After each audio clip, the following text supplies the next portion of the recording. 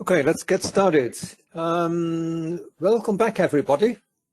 Hope you had a good break. This is the second session of day one of Global Green Destinations Days.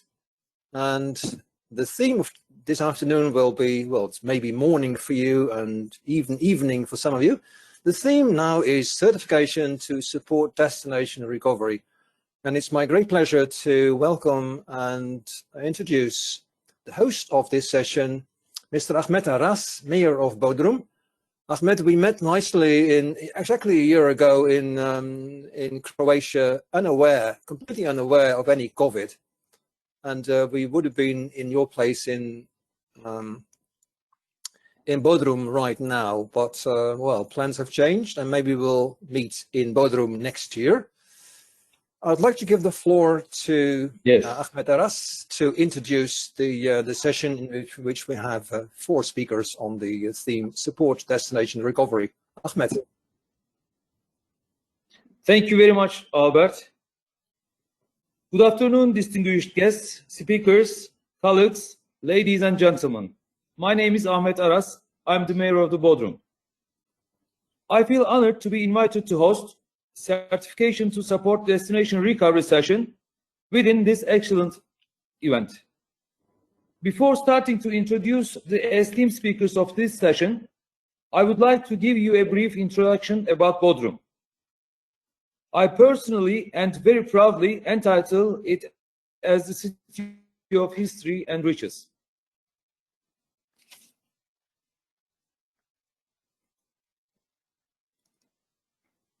Bodrum is a port city in Muğla province. In the southwestern region of Turkey, it's originally known as Halikarnassos, the capital of the Kingdom of Caria. Caria is one of the first settled communities in southwest Anatolia and was famous for housing the mausoleum of Mausoleos. It is one of the 7 wonders of ancient world. Bodrum Castle is also one of the most important landmarks of Bodrum. It was built by Knights of St. John, and today it has turned into a historical museum. The castle includes Bodrum Museum of Underwater Archaeology. Bodrum has a great climate, beautiful coastline, and many areas designated as sites of beauty or significant historical interests. I would like to welcome you all in this great city.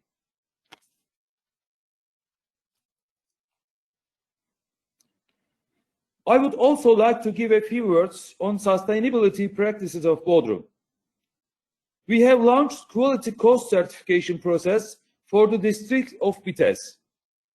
We are currently working very hard on fulfilling the necessary criteria. Within this opportunity, I would like to thank the Green Destinations team to include us, top 100 list, and our country representative, Professor Kuleli, and my team for their great efforts in this process. I would like to name a few sustainability practices of Bodrum. This year in Bodrum, we have extended number of beaches allocated for visually impaired individuals to 4 within the entire Bodrum Peninsula.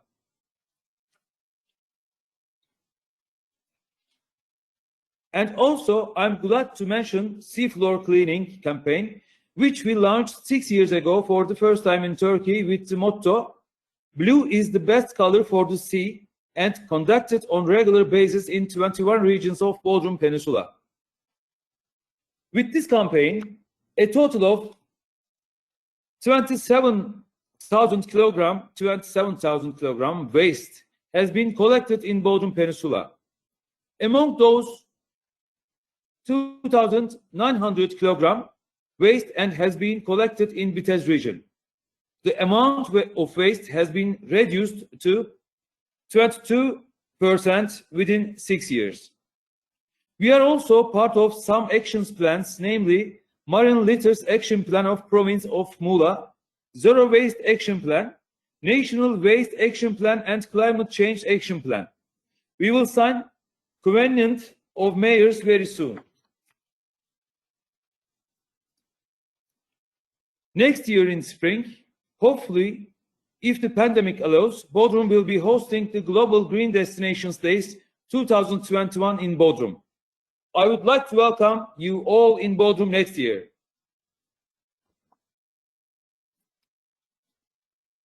Thank you. Now, I would like to leave the floor to our first speaker, Mr. Hilman, Chief Executive of Ecotourism from Australia, to give his speech, namely, Rebuilding from a Crisis. Floor is yours, Mr. Hilman. Thank you very much.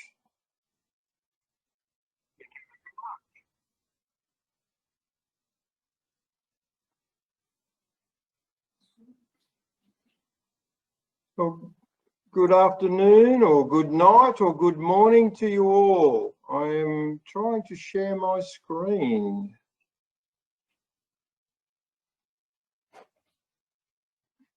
We're seeing your screen fine, right? Oh, fantastic. Oh, great.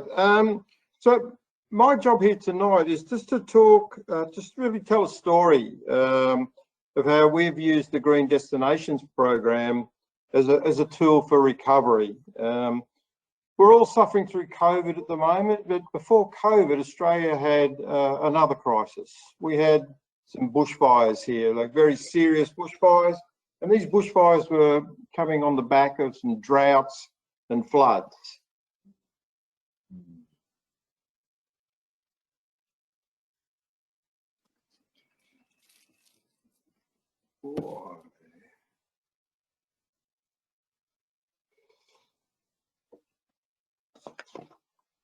So our Eco Destination Program uses the Green Destinations platform, but it's also got additional criteria to define an ecotourism destination. Currently, it's available in Australia, New Zealand, and the South Pacific. And Penny will be talking a little bit later about the program in Niue. But in August of last year, the bushfires started in Australia on that. And it was well before the traditional fire season, which is the summer here in the Southern Hemisphere. But not only did it start earlier, but it was burning in different places where it hadn't burnt before. And the fires didn't stop. They went from August right through to February. And it was just unprecedented in both scope and scale on that. We had 34 people killed. We had 8,500 hectares burnt and 1 billion animals were killed in this. So it was enormous, and it impacted all the east coast of Australia and across the through South Australia, Kangaroo Island, and on the very southwest tip of Western Australia.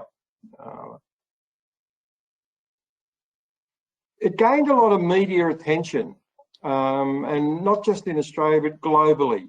Now, this is a bit of a two-edged sword in the way that it really raised interest, and we got enormous offers of donations, offers of support from all around the world, which was greatly appreciated. But the other side of that is visitors stopped coming to Australia. They thought all of Australia was on fire. And that wasn't the case.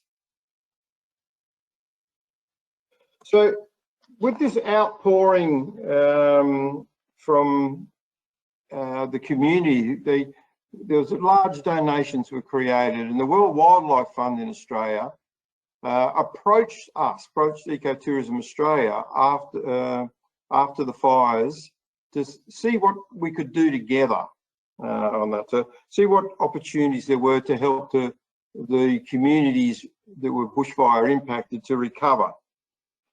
After our discussions, they quickly saw the benefits of the Eco Destination Program, and we agreed to a 2-year funding program where we would work.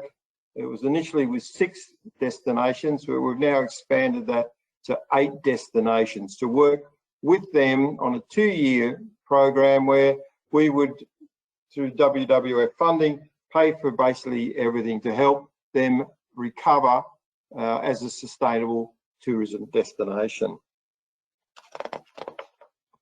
So On the screen is what was in the package, but basically it was, we would work with them, we'd do preliminary assessments, we'd engage them in the program, we'd spend 2 years with them, we'd give them 90 hours of coaching, we'd come down and do product workshops in the area, we'd invite them to our conference, there would be entrance into the top 100s on that. All the audit fees and all the certification fees for 2 years on that.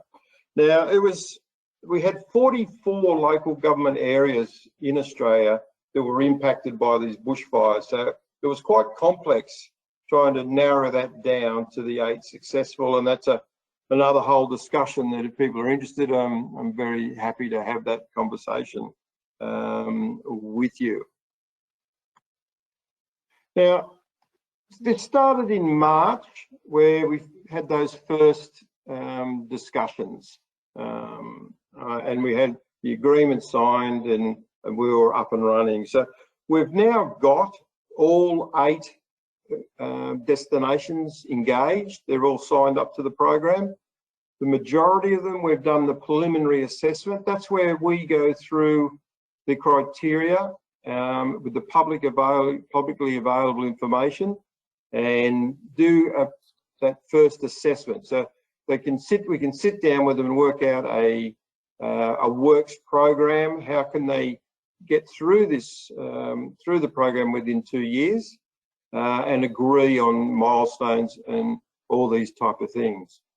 Another interesting project we did within this is to develop a bushfire recovery toolkit. So a lot of the businesses, like the ecotourism businesses, are guide-based. Yeah? So if you're taking people into the environment to explain the environment or the culture. Now, after a bushfire, the nature is hugely impacted. So we've been working with a guide organisation to develop some tools where tour guides and other companies can start interpreting nature and the recovery of nature after a bushfire. So this all started in March. Now, the bushfires were a huge thing for us. And then COVID came along. And now that's caused us an awful lot of challenges as well.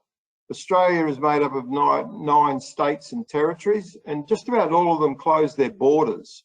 So you couldn't move. I live in Queensland, and for most of the past 6 months, I have not been able to leave Queensland.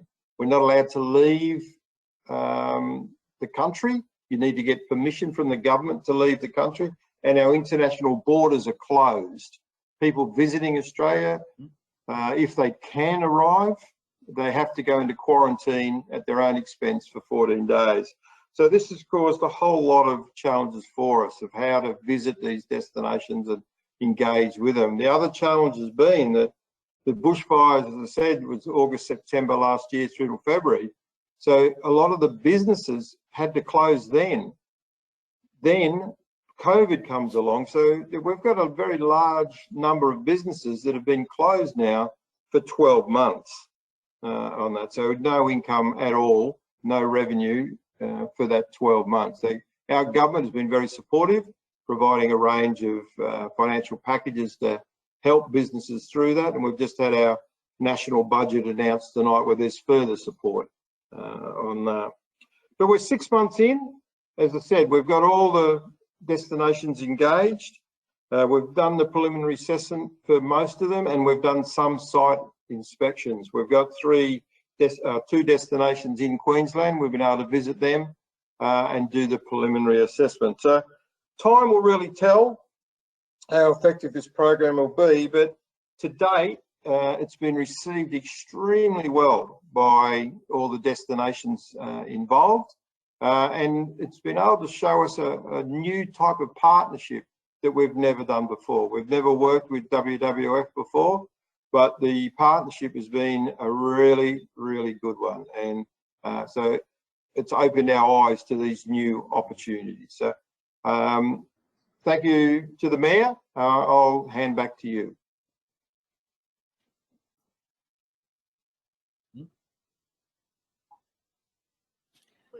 thank you for this nice presentation, Mr. Hilman.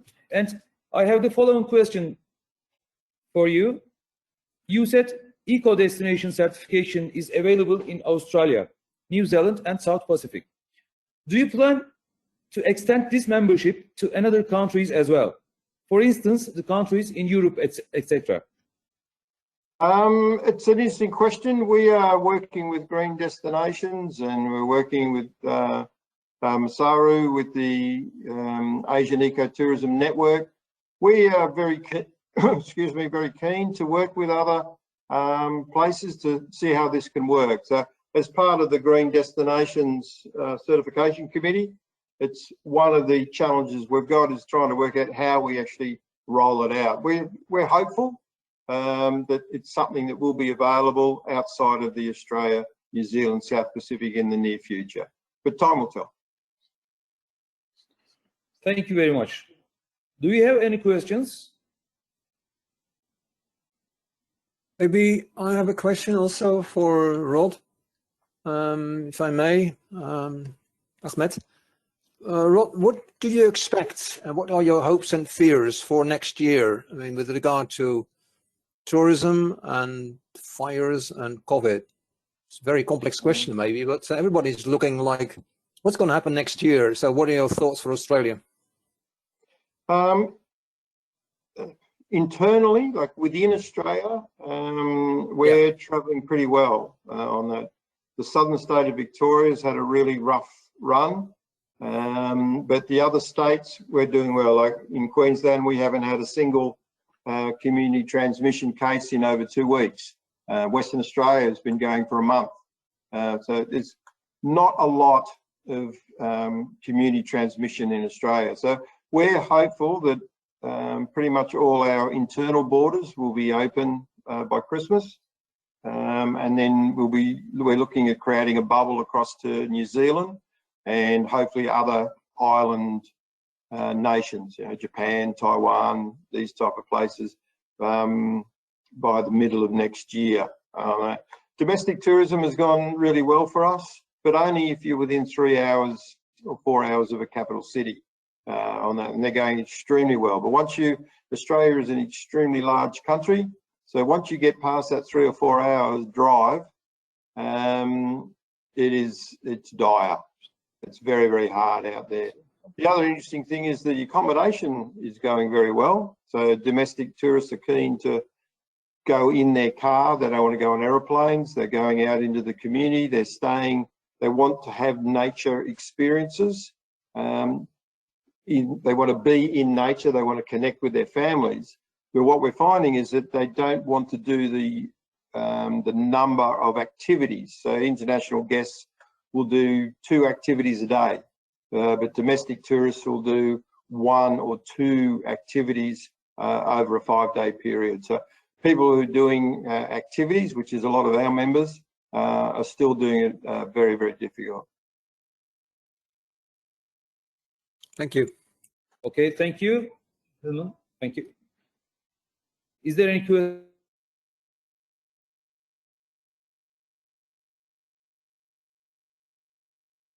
more? Okay. Now, I would like to leave the floor to Ms. Senior Consultant TRC from Niue. She will give a presentation on the topic, does size really matter? The journey of the world's smallest independent nation towards sustainable tourism. Floor is yours, Mrs. Spoelder.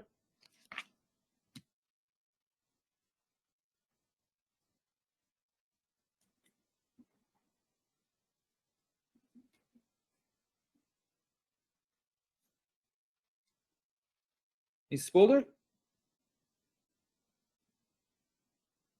Are you ready? I am. Can you hear me now? Yes. Yes, we can hear of you. course. Thank you very much. Thank you very much.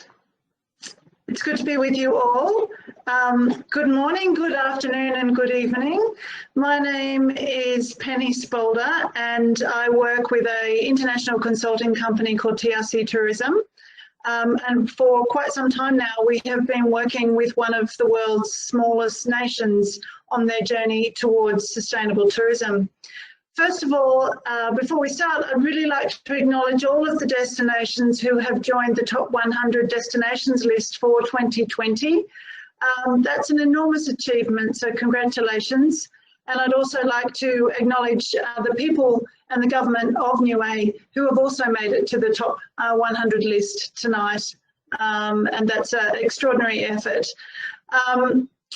My presentation tonight is about Niue and their journey towards sustainable tourism. And when it comes to sustainable tourism, they really do pack a punch with respect to the size of their destination and the extraordinary effort and the huge impact that they are actually making. So let's get started. Let's talk a little bit about Niue and where is it. Niue is a very large upraised coral atoll, but the island itself is actually very small. It's described as a place where nature hasn't been broken, which I think is really quite beautiful. It's a standalone island in the centre of a triangle of nations, which is made up of Tonga, Samoa and the Cook Islands. And it's around 261 square kilometres.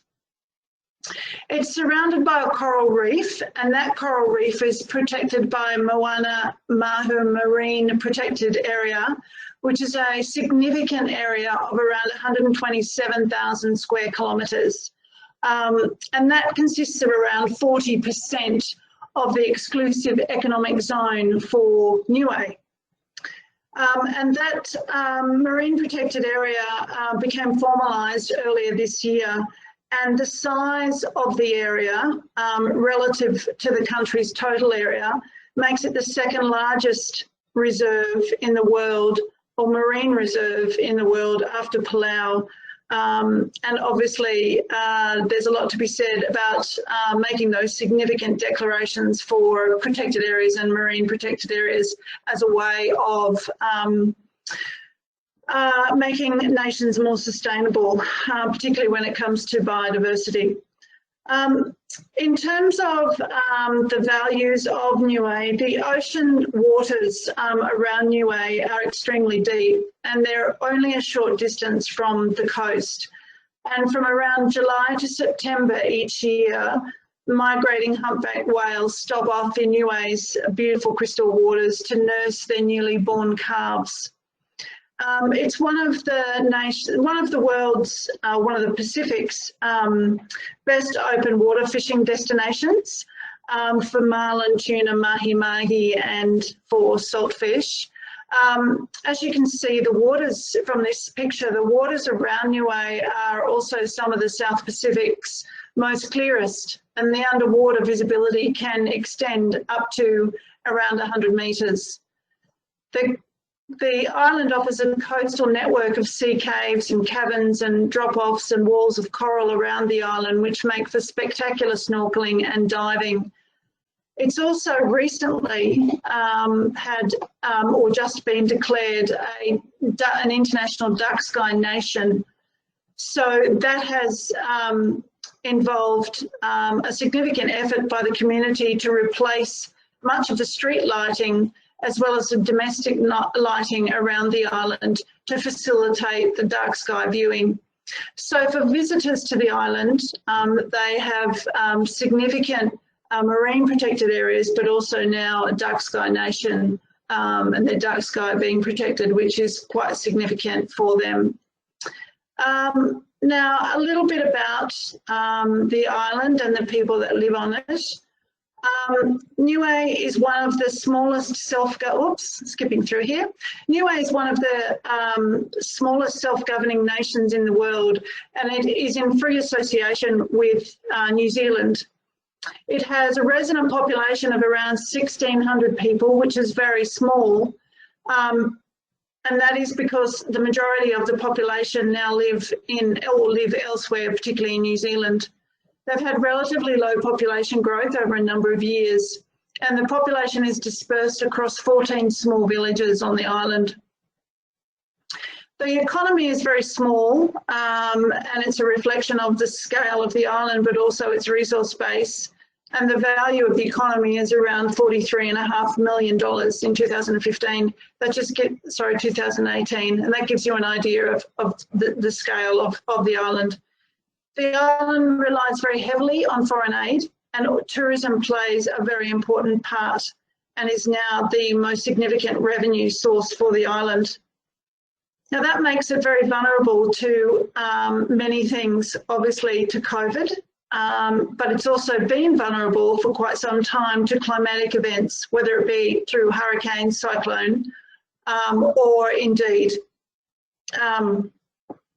through economic fluctuations as well. And most significantly, climatic conditions such as climate change are starting to really take a toll on the island and also the coral reefs around it. Most visitors to the island come from New Zealand or Australia, with a small percentage of international visitors from elsewhere. From the very start, and this has played very strongly in Niue's success as being a sustainable tourism destination, they've had a very strong and clear strategy for tourism growth. They've put value over volume of visitors up front in their tourism planning. They've put in limits to capacity of how many people they're prepared to actually have on the island. They've been very truthful in their marketing, so they're not trying to attract visitors that they know are not the right match for them. They've been very careful with the type of infrastructure investment that they're making, and they've put their community and cultural values at the very heart of the decisions that they make. In terms of capacity, you'll see on the slide that the number of visitors is comparatively very low. They have a target of 15,000 visitors and an upper limit of 20,000 visitors. Now that is very much a product of the capacity of flights coming in, international flights coming in from New Zealand. And from time to time, they have been pressured to bring new flights with additional capacity to the island. But at this stage, they're holding strong to that upper limit of 20,000. And obviously that has been and will continue to be impacted quite heavily by COVID for the foreseeable future. In terms of their success towards sustainable tourism, as I said, they have very, very clear positioning about what their island offers. They've been very strong in maintaining their cultural values, what they call Tao Niue. They have very strong sense of design and development of infrastructure that is sensitive to the island's land and the seascape. They have a very strong commitment to, through government, community and industry for sustainable environmental practices, and that comes through in their climate and energy policy, their biodiversity strategy, and their waste management policies, for example.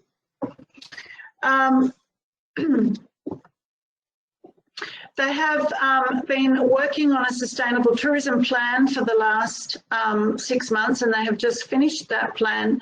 But prior to that, they've been taking some significant steps towards sustainable tourism as well, and I'll run through in a minute what they have been doing and what their next steps are. But most significantly, I just wanted to draw out some of the key challenges about being small, and where there are opportunities, there are equally challenges as well. For example, the coordination. As I said before, this island has a lot of foreign aid, and it also has a lot of not-for-profit or non-government organisations working within it. And sometimes the coordination of all those different agencies and the objectives that they're trying to achieve don't often align either together or indeed the aspirations of the community. The people or the community in itself is quite a challenge. Keeping and retaining people on the island and fulfilling the very jobs that visitors need to sustain tourism can often be a challenge, particularly for the young people who want to leave the island. And what they're having, what they're seeing is generally a sense of people, older people coming back to the island once they have finished educating and bringing up their children. They'll move back to the island and live out the rest of their days in their various enterprises, and including tourism. Most of the employees on the island work for government, and as I said, that is fairly heavily assisted from foreign aid. The ecosystems have significant challenges as well for a whole variety of reasons, climate change being one of them, but putting in processes for the protection has been absolutely critical for them, and they're doing a great job in terms of some other fundamental issues around education of the community, and particularly primary school children and secondary school children.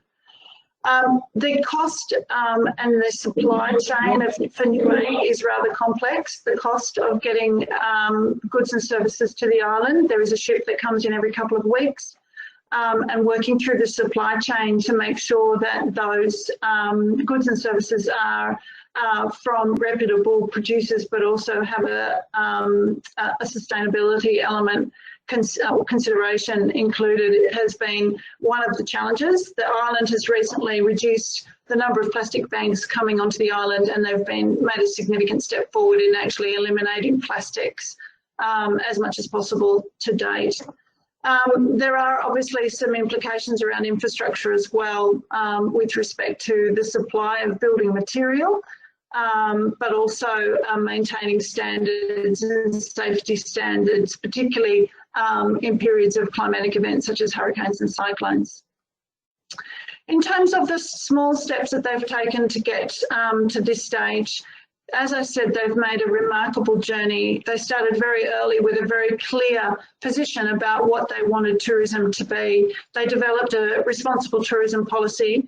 They then moved to an experience development strategy. So they decided what type of experiences they could really offer their visitors. And rather than copying other Pacific islands, they decided to do it their own way and offer very, very unique types of experiences for Niue.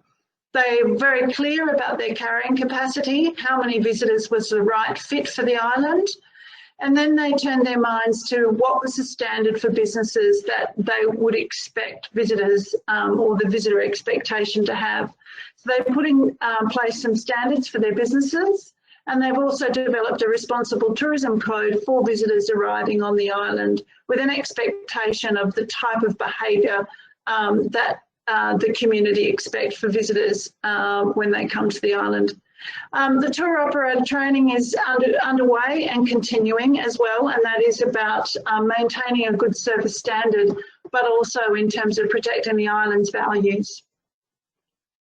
The next steps, which is really exciting, is to complete the marine tour operator guidelines that are currently underway, but also more importantly, they're now on the journey for sustainable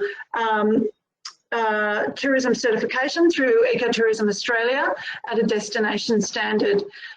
Because of many of the businesses on the island are so small, obtaining industry certification for them individually is too complex and costly.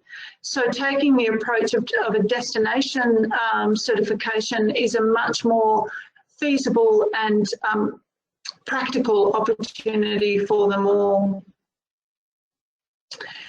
Across the Pacific, TRC Tourism has been working with other destinations across the world and also in the Pacific. And what we're seeing is very similar issues arising around sustainable tourism in many of the islands across the Pacific. But they all have different approaches and they all have very different challenges. At the moment, what we're seeing is that they're measuring sustainable tourism in different ways, and they are putting in mitigation measures in different ways, and some of them are successful and some others are not. We know that the cost of certification for the other Pacific islands is also a little bit too high for them, and the complexity for some of these small businesses is too great. So certainly there has been a growing interest in the destination standard, and certainly Palau and now Niue are working through that journey and hopefully providing a really good example to other Pacific nations as well.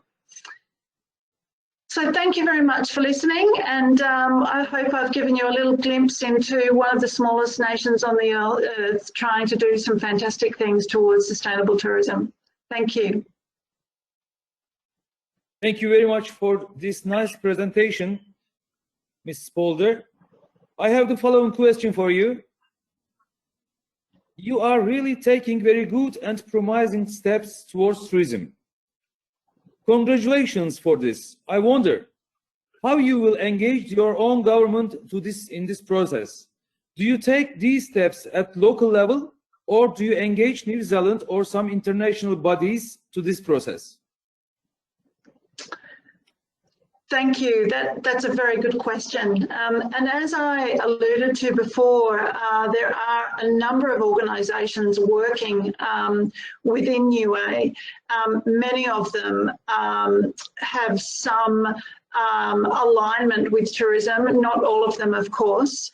And also the government. Now, the government's been very clear and has taken a very early leadership with respect to tourism, and particularly through its destination organisation, Tourism Niue.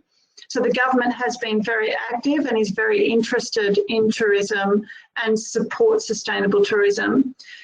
The other organisations that are working within Niue, or indeed assist Niue with foreign aid, the New Zealand government recognise it as tourism being very important for Niue and its main revenue and business industry source. So they are also very supportive, and indeed they have paid very much interest in the destination certification program that they are taking on with Ecotourism Australia, and are absolutely delighted with Niue's performance so far.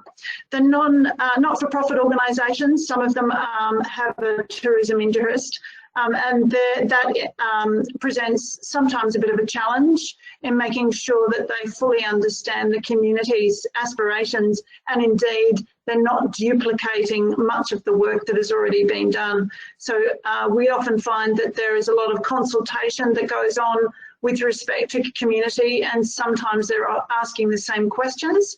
So we really need to make sure that we have, I guess, one good source of information for these other not-for-profit and other organisations that they're able to access that information without having to go back to community time and time again to ask the same questions.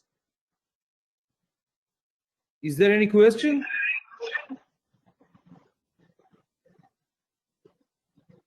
I see no questions from the floor. There is one question from Bev Thornton. Yes, please. From Alberta, and he's asking, how did you assist the community to establish the capacity at 20,000? What factors were considered?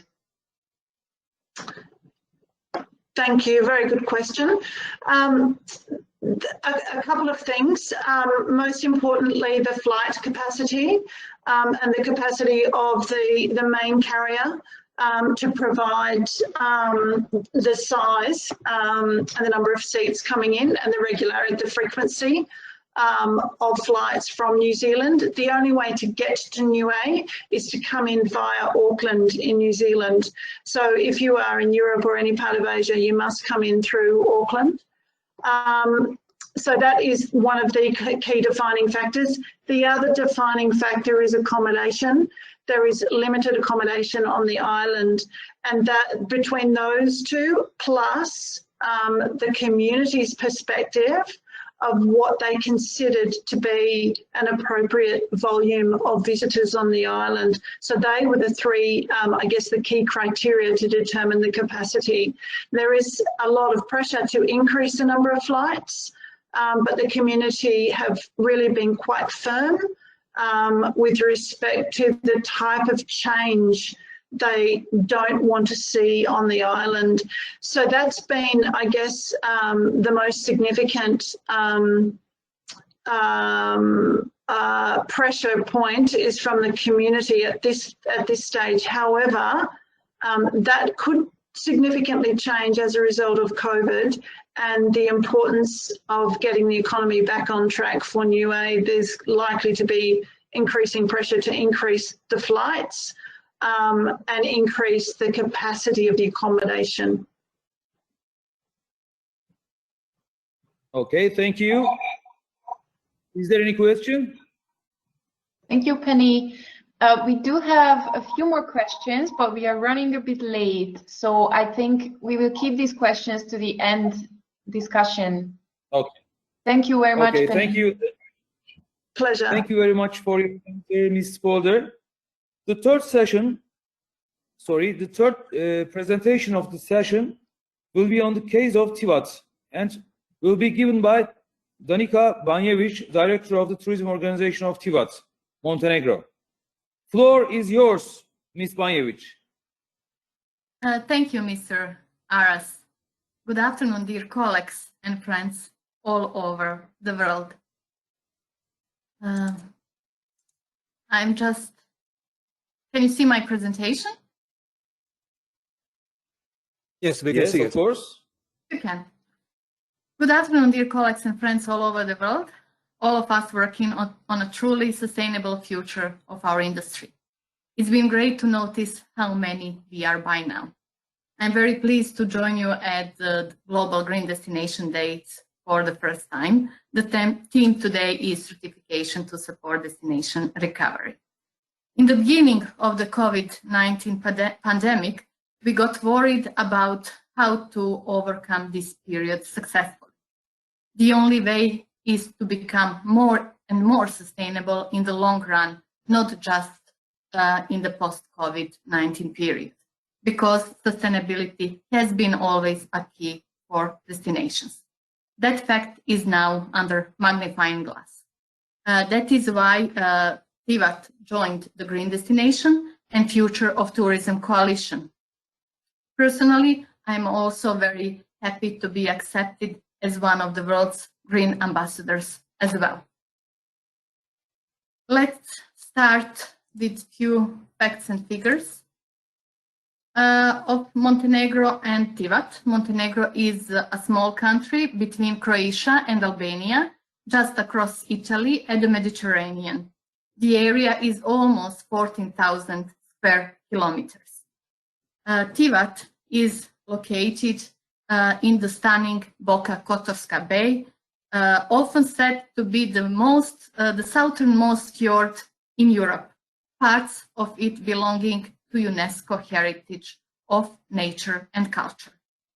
Our population is small, around 625,000, and in Tivat live 14,000 people. The main industry of the country is tourism, and according to WTPC, the direct contribution to GDP in 2018 was 25.1%. So this crisis has had a very negative impact in socio-economic terms. Did you know that already in 1991, Montenegro was declared an ecological state by its constitution, meaning next year Montenegro marks 30 years since this proclamation. Unfortunately, not a lot has been done since to keep this huge promise.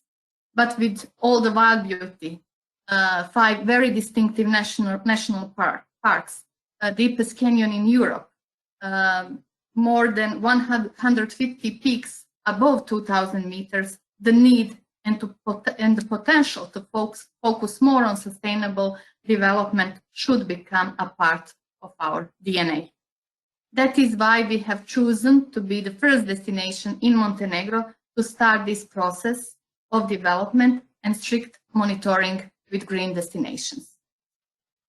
Why Tivat as pilot, first mover of Montenegro? Because of some of good prerequisites and over the average understanding in our local community, including the public institutional awareness. What do I mean with that? The municipality has been working with its green team since 2011, and now, after our first workshop introducing green destination, this group is extending to businesses and tourism. On the right photo, you can see a green award ceremony. With this award, the best contributions in environmental protection are awarded since 2016. At the first Green Destinations workshop in June this year, under the motto Safe, Smart, Sustainable, Tivat piloting green destination, we informed and discussed with about 50 stakeholders the sustainability needs and standards. We will keep involving the public and private sector, including accommodations, agencies, NGOs, medias, and youth. Our aim is to reach the whole population, not only tourism. The second reason is the excellent cooperation with two like-minded strategic partners, Luštica Bay and Porto Montenegro. They are working with us very closely in the process of green destinations. Both have their own sustainability standards and measures, sustainability being in focus of their activities. For example, Luštica Bay complex reaches the highest standard of sustainable architecture. They have committed to the LEED certification scheme, that is leadership in energy and in environmental design. Already 2013, they received the Award of Excellence from the Florida chapter of the American Society of Landscape Architects for the master plan of this investment project. Porto Montenegro is the world's first marina to receive the Platinum accreditation from the Yacht Harbor and Marina Industries Associations, thanks to its environmental consciousness. The third reason why we feel very good to pilot this challenging process is our good practice story for this year.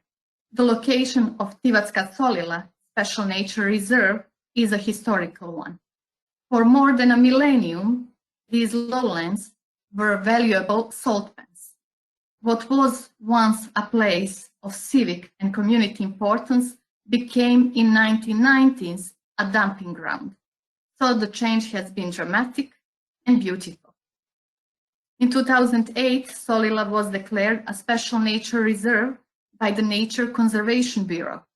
In 2013, it was included as a special flora and fauna reserve in the Ramsar list of wetlands of international importance. There you find it under Tivat Saline. And in 2018, Tivat Solila became a member of Parks Dinarites, a cooperation of 95 protected areas from Slovenia down to North Macedonia. At the outset of this project, some of the locals who are landowners in the area were against to change to a protected status, fearing it would affect the value of their properties. Furthermore, the area had also become a hunting and fishing place. One key to change this was good cooperation and interaction with local community, which is now involved in decision-making and various other activities. Today, they visit the site regularly, enjoy it, and see it as their local success story with emotional ownership. We believe that the change management experience here may be an inspiration of help and cooperation with other protected areas in the country, and perhaps also for other comparable, formerly balanced and later traveled areas along Adriatic flyaway of migrating birds and elsewhere in the world. We also see some needs to improve and extend the areas of responsibility towards more modern DMO and have foreseen to be addressed in the action plan. We would like these to be considered also in the legal changes of the DMO role. Here is the overview, how we understand it. All in all, we must move forward from only marketing to management. Maybe for question and answers, it would be nice to exchange some ideas on this. In this slide, I will show you some of good initiatives here in Tivat. Tivat was in 2015 the first municipality to introduce publicly available e-bikes in Montenegro. The lesson learned from this project is the huge importance of sustainable maintenance. So this needs a restart with a smart solution. Porto Montenegro, one of the strategic partners, has since 2017 a pilot partnership with the Sea-Beam project, a revolution in sea cleaning technology. The Sea-Beam collects or floating rubbish, oil, fuel, and detergents, and helps create a cleaner sea with a healthier marine life. Through the project with UNDP towards carbon neutral tourism, among numerous other activities, the certification for hotels was promoted together. So far, 2 hotels in Tivat have finished the certification. One of the hotels is Hotel Palma, who works with Travel Life, and Eco Karuba with Green Key. Few other hotels have started but not yet finished the process. With our municipality, we have decided to support private accommodation owners by education and taking over the fee for the next 2 years for EU Ecolabel. One of our agencies, SIP Travel, has Travel Life certificate as well. Our plan is also to promote Travel Life towards other agencies and the Good Travel Seal to our smallest tourism-related providers, which are plenty. Our next steps, all these initiatives and support from partners and the local community are very important in this certification process. The next workshop with the extended green team will be organized end of this October. And for the MICE partners, we plan a dedicated workshop on sustainable meetings, incentives, congresses, and events involving also the Montenegro Convention Bureau. Our local focus in the future will be extending with Vrmac to become nature park. Vrmac is Mount Peninsula in Boka Kotorska Bay, involving in all education and action planning the local community, keeping the green destination as our red dotted line, starting 2021 with the awarding and certification program. And of course, learning from best of you, such as our dear neighbors, Mali, Lošinj, and Slovenia. Without our example and your help, we want also to strongly encourage my country to start with national scheme. We wish to win also other municipalities to help keep the promise Montenegro as an ecological state and to create a good future of tourism. At the end, thank you very much for listening. And now, if there is a time, I'm open for your questions.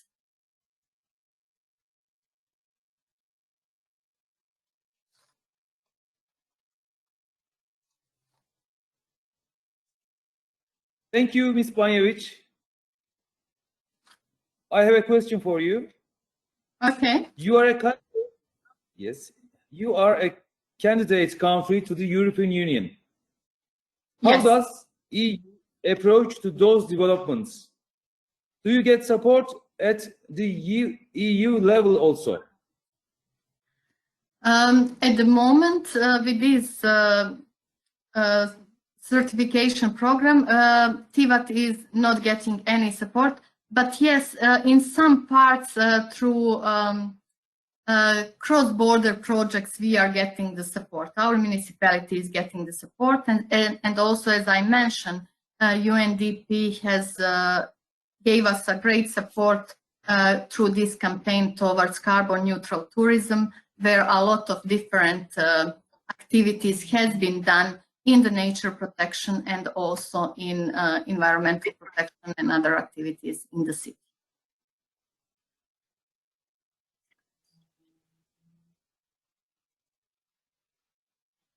Okay, thank you very much. Is there any question? I have a question from the audience. Peter Prokosh, our good friend from LTNC, asks, Okay. how is Tivat related to Bulgarika Cove, including Ismet's cottage and plans for a protected area that there instead of massive tourism developments? Tivat, through which areas? I didn't understand. To Uljanica Cove. And- Buljarica is not a part of Tivat area. Tivat is based in Boka Kotorska, and Buljarica is part of city of Budva, which is not the municipality of Tivat, and we are starting this process with green destination just for city of Tivat. But that would be a question probably when we start this national scheme, I hope so, with green destinations, because we have some area which are traveled with massive buildings, of course. Okay, and I have a question from Herbert Hamele from Germany. Ecotrans, is Tivat involved in projects EUSR or Adrian? Adrian projects, some Adrian projects are done by the national level, but tourism organization of Tivat is not involved in any of these projects. Our municipality is, but I'm not sure in which projects exactly. Okay, thank you. So far, the questions from the floor.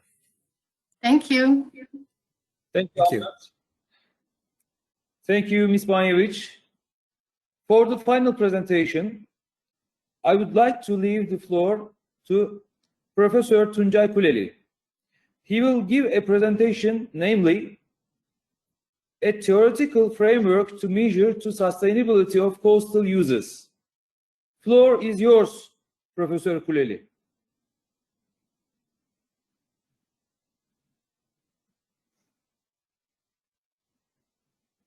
Okay, can you hear me? Yes. Yes. Yes. And can you see my presentation? Yes, also. Okay. Okay, thank you, Mr. Mayor. This is very interesting situation because we are distanced for 5 minutes in the same country, but in the online platform, you are moderator and I'm speaker. Is very exciting for me. Okay. Dear participants, welcome to my presentation. My presentation can be a bit complicated for you because some scientific or academic research results I will explain. And I hope you will not be bored. Okay. I will talk about a model we developed for measuring sustainability. Of course, sustainability, concept of sustainability has been used in all aspects of our lives for more than 30 years. And however, research and methods of measuring and scoring sustainability have been growing in recent years. Since the Brundtland report, many research have been conducted to measure sustainability. Now, we have to try to give the answer to the question of how to calculate, score, and rate of sustainability of coastal uses by using the standard criteria and indicator set. Our aim is to develop a method to measure the sustainability of coastal uses. And firstly, I want to talk about some basic definition which we use in this presentation. What is sustainability, but not sustainable development? Unfortunately, there is no common definition on this subject. And according to the literature, it defines the ability to continue a defined behavior indefinitely. Also, the ability to maintain or support an activity or process, the process over a long period of time. And in this, the defined behavior is survival for organisms. The other definition of sustainability is one of those troublesome abstract nouns like justice, truth, and beauty. And in like manner, instead of discussing sustainability in the abstract, we should make it an adjective. We then must at least name something that is sustainable. The other question, another definition of sustainable, other question, what is a standard criterion and indicator?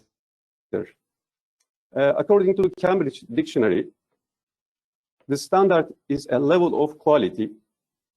The criterion is a norm of rule by which you judge, decide about, or deal with something. The indicator is measurable and something that shows what the situation is like. The structure in order is as standard, criteria, and indicator. For example, the GSTC standards consist of 4 main standards and 38 criteria and 174 indicators to measure each criteria. Now,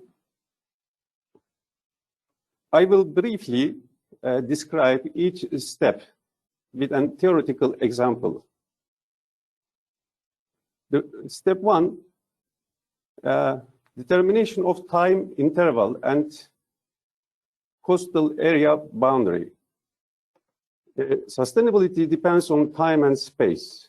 For this reason, the boundary of the coastal area on the land side and the sea side should be determined.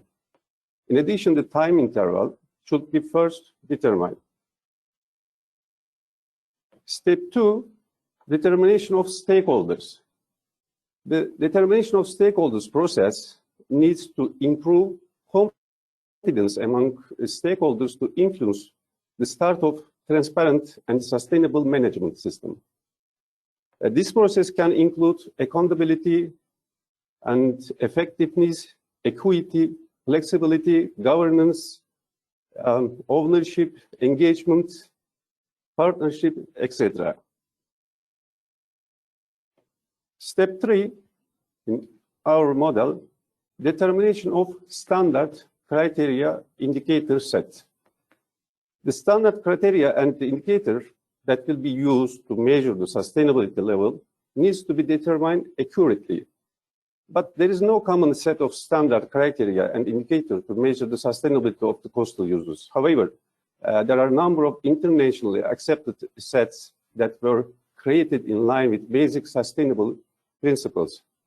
The standard criteria indicator set can be developed by stakeholders or adopted from current criteria depending on goals, objective, principle of the program, a project, or legal regulations.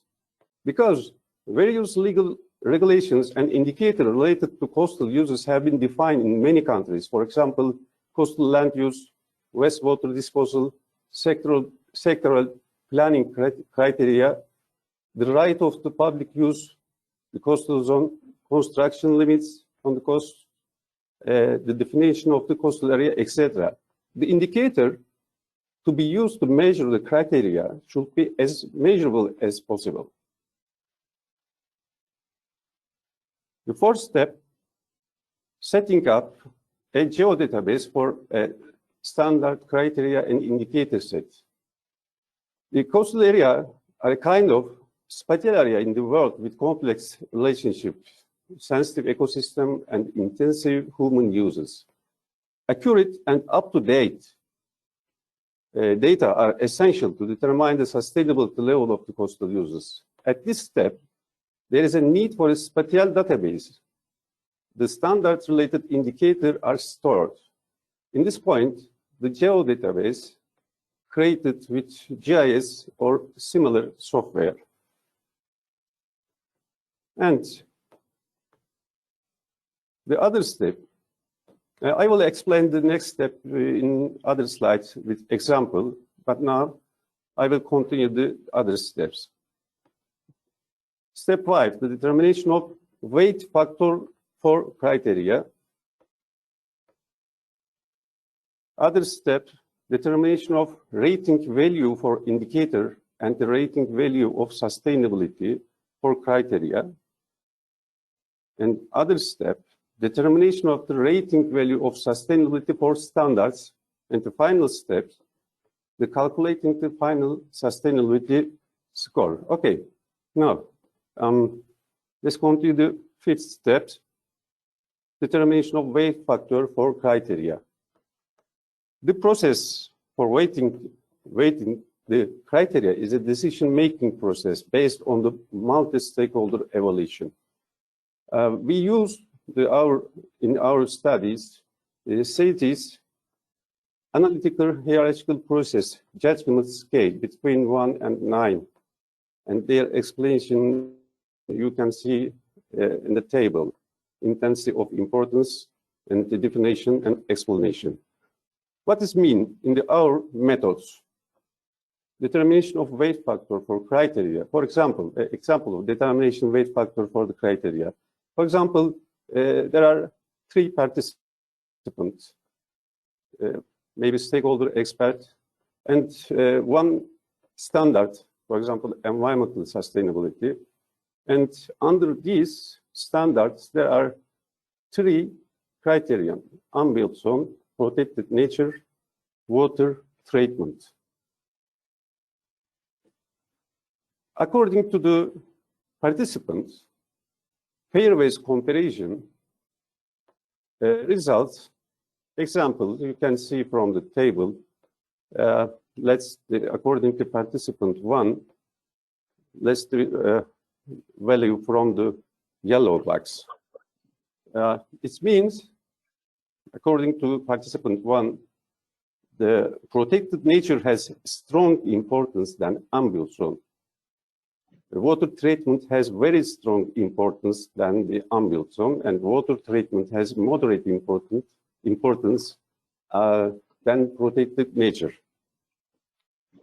And after the pairwise comparison, according to the participants, then we can calculate the weight factor of each criterion, consensus ratio, and CR coefficient could be calculated by using an Excel template or other software or by hand.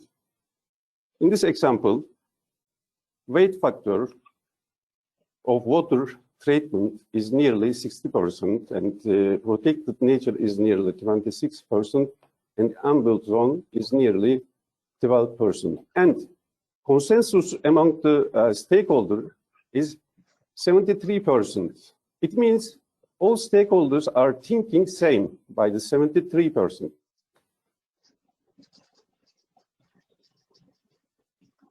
And the most important point, I think, in our models, the determination of the rating value for indicator, the 5-point rating value for worst and best situation. In this steps, the 5-point rating scale, like a Likert scale, has been used to score the indicators. The score for the indicator also represents the specific range and limits for the indicator. For example, on the 5-point range scale, 5 points should represent the desired or expected best situation, and 1 point should represent the unwanted or unexpected worst situation. What's mean in the example? For example, the value and range of indicators according to the 5-point rating scale. For example, rate of construction in the coastal zone is unwanted situation. Rate of the protected natural area is a desired or situation, yes. And also rate of the wastewater treatment, also desired or expected best situation. Then, now we may calculate some sustainability rate. The average rate value of criterion is equal to the arithmetic mean of rating value of the indicator, and the sustainability score of the criterion is equal to multiply of the weight factor of the criterion by the average rating value of the criterion. I know it's maybe some mixed, but very easy for me. The other step, determination of rating value of sustainability standards. The arithmetic mean of the all sustainability score of the criteria of that standards will give us the sustainability score of the standards. And then the final step, calculating the final sustainability score, is the arithmetic mean of the sustainability score of the all standards. Now, it may be more understandable to explain in this way process steps. Rating value of the indicators, arithmetic mean of rating value of the indicators will give us the rating value of criterion. And we know the weight factor of the criterion. After the multiply of the weight factor of the criterion by the average rating value of the criterion will give us the sustainable score of the criterion. Then the arithmetic mean of the sustainable score of criterion will give us the sustainable score of the standard. The final sustainable score is equal to the arithmetic mean of the sustainable score of the standards. Yes, this is an example table, the steps and rule of theoretical sample data used in measuring sustainability. For example, you may see the criterion 1, 2, or 3, and its weight factor and average rating value of indicator multiplied to equal to actual score. And this yellow box value means, arithmetic means, give us the sustainable score of the standards, for example, environmental sustainability. Similarly, all standards rating actual scores, arithmetic means will give us the final sustainability score. For example, in this, according to this result, this coastal area is used sustainably at a rate of nearly 57%. Yes, we developed a method to measure the sustainability of coastal uses by stepwise approach. We gave the answer to the question how to calculate score and the rate of sustainability by using the standard criteria and indicator set. And we formulated the measurement of coastal sustainability and expressing the descriptive information about the quantity of sustainability. And we explained the method we developed to calculate the sustainability score by using theoretical data. Of course, because of the definition of sustainability, this method of measurement of sustainability, of course, have some limitations. First of all, this method has been developed theoretically, and the implementation results will have to be followed, and necessary revision will have to be made. The success of the proposed method is based on the measurable set of indicators. If sustainability is wanted to be measured according to these methods in a region, the whole standard criteria and indicator set will need to be defined with measurable parameters. And we are leaving here. Thank you. Any question? Thank you, Tuncay Hocam. Is there any question?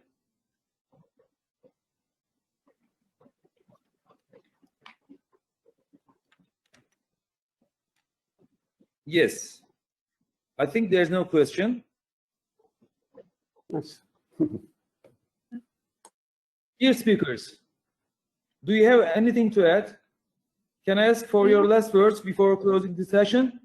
There is a question from Peter Prokos. You hear me? Okay. Why not Yes. using the globally agreed 17 Sustainable Development Goals and its 167 targets and related indicators as a starting point for any more detailed concepts? Tuncay. Again, please. Albert, Did you please understand? again. Did you hear the question? Not clear, please again. Okay, again. The question from Peter Prokos is why you do not use, for example, the globally agreed 17 SDGs, Sustainable Development Goals, and their targets and related indicators as a starting point for your concepts. Albert, I think the sustainability, by definition, is quite abstract and complex. It's also difficult and complex to measure the situation where the social and economic, environmental, and managerial activities are in complex relationship. But there are no common definition of sustainability. Yeah, the UA make some definitions, but that definitions is related to sustainable development. This concept also many scientists or many experts discuss the mean of what's the mean of the sustainable development. But we try to establish a model for measure sustainability, not sustainable development or sustainable development goals. This is the most important point in this model, the indicator. We should define the indicators very clearly and common. After then, we can rate or calculate the sustainability level of any uses or any activities. For example, if you define the sustainability as sustain something tangible, then we can measure it accurately. For example, to sustain tourism rather than sustainable tourism, the sustain fishing instead of the sustainable fishing, also agriculture. So how can we sustain them? To sustain tourism, fishing, agriculture, but how? Is it enough? Okay, thank you. Herbert Hamler asks whether there is a real case study, a practical case study available, or is it theoretical at this stage? Yes, maybe we will test our model in Bodrum coastal zone or other site, and we will see the result of this model. Yeah, I have a question myself. Do you think that weight factors for criteria can be universally global, or would probably in practice change between countries? Maybe we could have a different weight factor for Turkey than for the Netherlands or for Australia. Is that correct? Yes. Yeah. Maybe change the same country, but the coastal zone by coastal zone can be changed, because the priority is the one in the coastal area. The weight factor is different, can be different to other coastal area, but the standards has the same weight factor. I think it can be one just only, because we cannot change the standards, but the criteria can be changed by coastal zone or by country. A weight factor. Yeah, thank you. Ahmet, would you mind if we call the audience also to come with their questions for the general discussion? I mean, not related to speakers in particular, but about the topic of the whole theme. Would that be okay? So everybody, please come with your general questions to the panelist or to the chat. Hello? Of course. Hello, Yeah, okay. Of course. We are waiting for questions. Okay, so the organizers can call for general questions, and I hereby do that as well. In the meantime, while we are awaiting that, I have a question for Ahmet as the chair of the panel. We have been working in the GSDC and in Green Destinations and in many other certification bodies with criteria, mainly, that have an answer by an auditor like yes, no. Just either you comply to a criteria or you don't comply to a criteria, and the auditor decides, and then the certification body looks at all the decisions by the auditor, and then you actually are certified or you are not certified. There is also an approach with indicators. Indicators are indeed measurable, as Tuncay rightfully says, and with indicators you would get you could make an index. An index would be scores or rates for different, maybe even criteria, or for different subjects, for waste management, for example, for waste collection or waste separation. And that will be figures. And you could even, with weight factors or without weight factors, come to one index for environment, one index for nature, one index for social, etc. And even you could, depending on your choices on weight factors, come to one index figure like 0.8 or 0.81 or 0.83 for the sustainability. If we follow, of course, the principles, the right principles in the right way, for a place, for a destination, or even maybe for a company.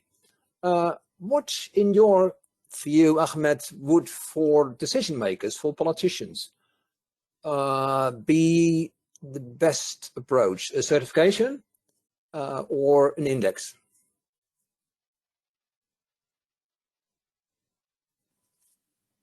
Or both? Yapmak bu sertifiyedir. Ama diğerinde endekste de bir takım kriterler ve endeksler var. Hangisi sizin için daha? I think certification is better for us.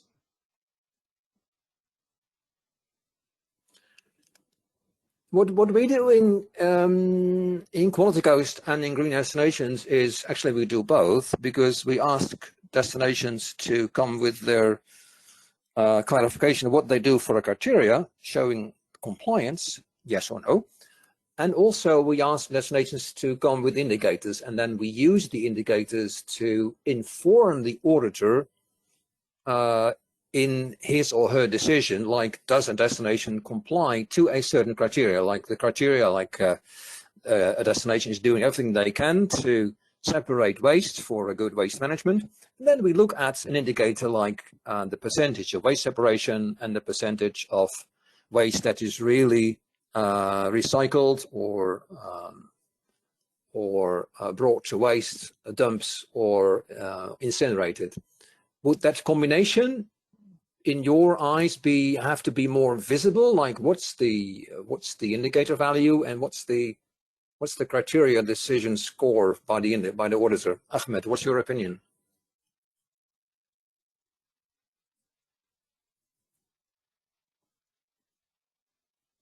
There is also opinions from the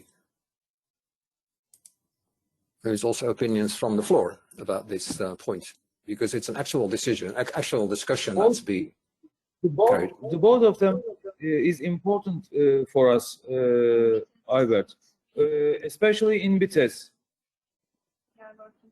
We are working very hard for it also.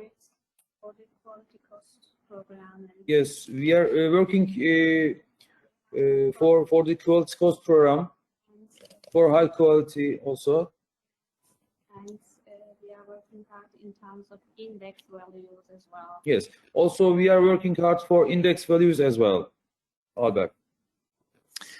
Thank you. Well, I can confirm that we are working on both in the program, and that we can also disclose or inform destination about the result of both the certification decisions and the scores, the values of the indicators, and then it's in the future it will be possible also to compare indicator values with averages in the country or averages in other countries. So we are working to improve the system to facilitate that. Thank you so far this discussion. I have a general question from Ksenia Klimova.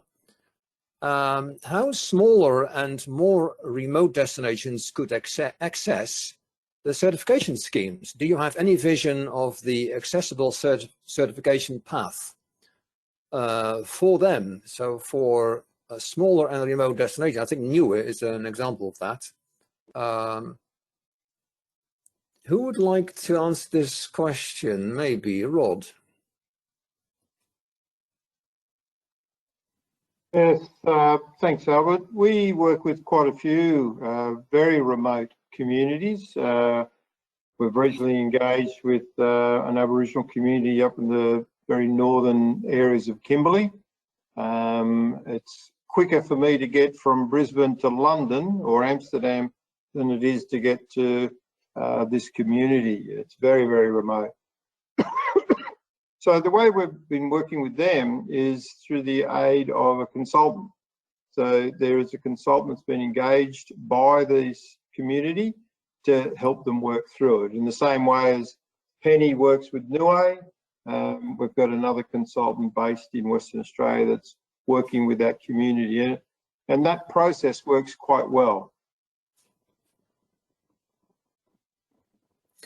How does that work with audits? I mean, audits are often the most expensive part of a certification, at least at that stage, because of travel cost, and you will need somebody, you know, hire somebody to send to a remote place. How do you deal with that? There are programs who say it's not anymore necessary to actually go for an on-site audit, because when you use your mobile phone, you set it streaming, and you can actually well, work with us like us now today. You can actually show the auditor around in the whole property or even in the destination. I don't defend that, but in properties, it's actually in hotels actually done these days by ITR Biosphere, for example. Without certification, goes without local audits for remote destinations because it becomes too expensive. Rod, what's your opinion about that? Yes, definitely. Like with our business certification, so our eco certification, climate action, etc., we have just over the COVID period, we've been piloting and testing online audits to see whether they could be effective, and we've been very pleased with the results on that, to the point where we are going to implement online audits to a range of places, not just remote. In some cases, an online audit can actually be more effective than an on-site audit, which was something that really surprised us on that. Now, with the Green Destinations program, because it's following the GSTC accreditation, it's mandatory to do an on-site audit. So it's probably something that needs to be reviewed in the future, because the way these new technologies are working, we've been extremely happy with the outcomes for our business certification of the online. Yeah, I agree with that. Also, in the pilots of the Good Travel Seal, we did that in some places, including in Taiwan, but also in Bonaire, where we had an auditor, so we could also compare the results of on-site audits with remote audits. And actually, I think that remote audits well done well, and we take your time. You don't lose your travel time, so you can actually spend more time with a remote audit than when visiting it, without increasing the cost a lot. So yeah, I'm also quite optimistic about that, and that's good news for Niue and for many other remote destinations. Thank you, Rod. Let me see whether there are more questions. Yeah, I have a question from Kirsi Vairinen from Montenegro. A question on Good Travel Seal. Any idea how many destinations are starting to implement? Takes a bit of a critical mass to accept. Yeah. Well, we have the Good Travel Seal. We have pilots in the Dutch Caribbean, which is 3 different islands, and they are really successful. The pilots, as I said, partly with the remote audits, and also in northeast Yilan coast in Taiwan, the pilots have been completed and successful, and it's now a question after GGDD to start interesting the green destination managers to in the concept and see whether they have indeed SMEs that would otherwise not participate in certification programs, but this would perhaps be an affordable and doable, manageable program. So that's my answer. If we have time, Prince, I think we have to close soon, but I have a question from Herbert on the discussion that Tuncay Kuleli started.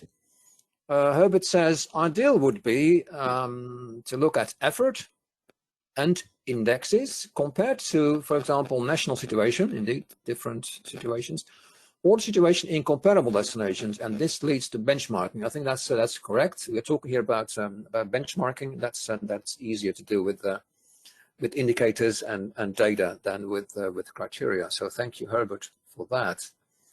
Ahmet, I'm going to give the floor back to you. Sorry, Albert, we still have, I think, 1 or 2 questions for the other presenters. Okay, We have Amy Nestler. Okay, if you can put them. Amy, yes, we had Amy Nestler asking from Penny if there is any consideration for diversifying Niue's economy in light of the COVID restrictions. And we also had another question from Terena Cardwell for you, Penny, asking if Niue is at any risk from rising sea levels.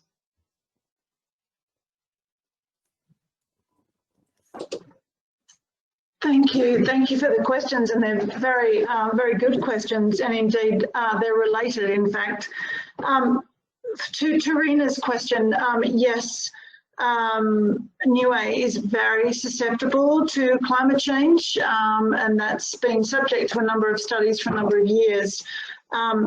A sea rise of around 5 millimeters per year in the last at least 10 years, with an estimate that it will rise from anywhere between 6 centimeters and, potentially 27 centimeters in the next 10 years to 2030. And with that, there'll be obviously significant change that occurs in the marine areas around the island, of which the lifestyle of the Niueans will be impacted in terms of their lifestyle and their food source, which is mainly from the ocean. So that is a significant risk for them. That will also impact on rainfall in terms of the vegetation on the actual island itself, and that too will impact on its food source. So in terms of going to Amy's question around can they diversify the industry to shift from tourism into other areas, particularly in light of COVID, that's a very good question, and the devil is in the detail there.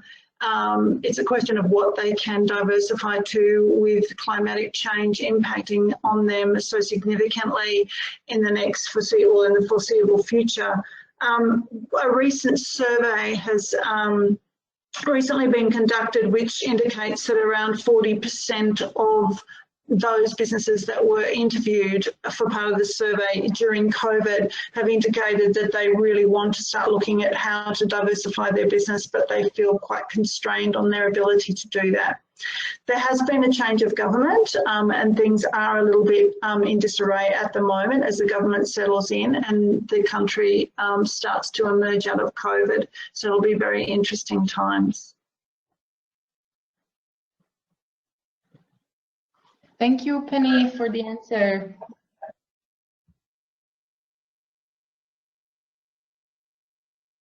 Thank you. I have another question here from to Danica from Tivat, and it was Roy Ariel asking it from GSTC if other municipalities pay attention and notice your work in Tivat. Hi, very good questions. So Tivat is a pilot here in Montenegro to start this process, and we just hope that other municipalities will follow our examples. We have organized already one workshop introducing green destination, and we have invited our colleagues from other municipalities to join this workshop. And the next workshop will be end of October, also here in Tivat, where we will invite our colleagues from National Tourism Organization and other municipalities of Montenegro. And we hope that soon Montenegro will follow all this process as a national scheme. Also, we are planning, as I said in my presentation, to have a dedicated workshop with the MICE partners, together with Montenegro Convention Bureau as well.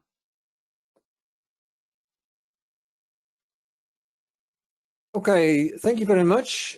We have more questions, but time is running out, and I'd like to ask Ahmet to close the session and to thank everybody. Thank you, Albert. Thank you colleagues.